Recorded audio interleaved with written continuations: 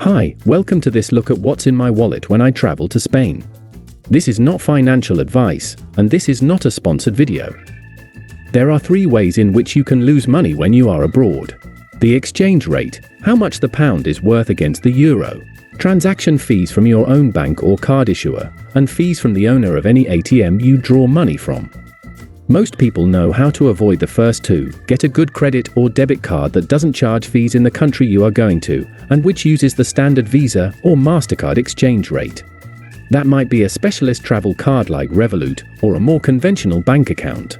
Until recently that tended to be online banks like Monzo, Starling and Chase, but some more mainstream accounts are now offering fee-free overseas transactions too.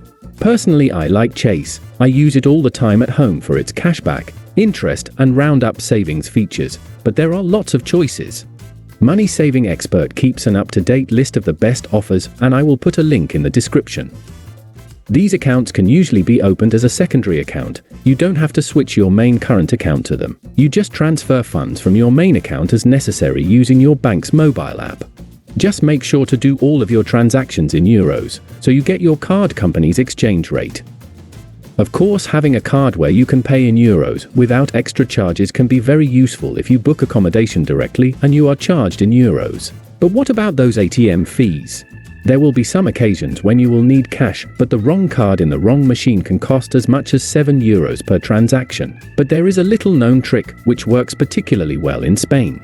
Santander Bank offers its customers free cash withdrawals from Santander machines in Spain, and as a Spanish-based bank, they have branches and machines pretty much everywhere. It also works in Germany, Poland, Portugal, Argentina, Brazil, Chile, Mexico, Puerto Rico, Uruguay, and the USA, but the Santander ATM network might not be as extensive as in Spain.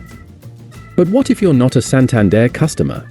Fear not. They offer an everyday current account, a basic account with no monthly fee, which you can use as a secondary account in the same way as Revolut or Monzo, and transfer money from your main account and withdraw it from the machine. And because there are no fees, you can withdraw as often as you like, meaning you don't need to worry about keeping lots of cash safe.